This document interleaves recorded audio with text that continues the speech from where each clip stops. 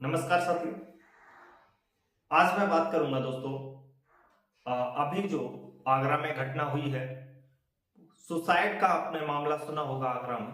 इस सुसाइड का मामला क्या है? देखिए दोस्तों, सबसे पहले यदि मैं बात करूं सुसाइड की, तो ये सुसाइड कोई एक घटना नहीं है, सुसाइड कोई दो घटना नहीं है, क्योंकि अभी जिस तरीके से कैमरे के सामने जिस तरीके से दो लोगों ने अपनी जान दी है, ये वास्तव में बहुत गलत हुआ है उनके साथ। लेकिन दोस्तों मैं बात करूं अभी रिसेंटली पीछे की मैं यदि बात करूं तो अतुल सुभाष का आपने नाम सुना होगा।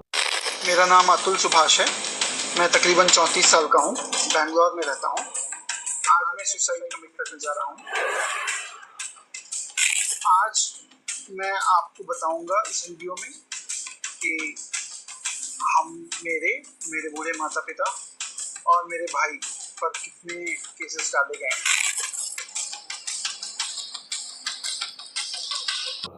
अतुल सुभाष कोई ऐसा व्यक्ति नहीं था, बहुत मैच्योर्ड आदमी था, बहुत समझदार आदमी था, बहुत सुंदर व्यक्ति था। इसी तरीके से सेम दूसरा भी इंजीनियर था, समझदार था, सुशील था। लेकिन क्यों इनको इस चीज से गुजरना पड़ा, क्यों इनको यहां तक पहुंचना पड़ा? सबसे पहले दोस्तों मैं बात कर लेता हूं सुसाइड मामले की।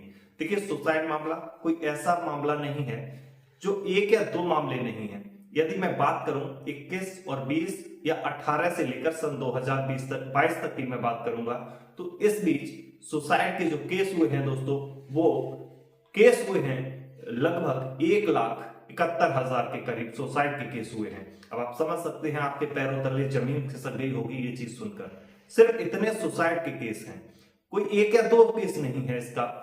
चलिए आइए बात कर लेते हैं अभी रिसेंटली जो अतुल सुभाष का केस हुआ था और आज आगरा में जो केस हुआ है।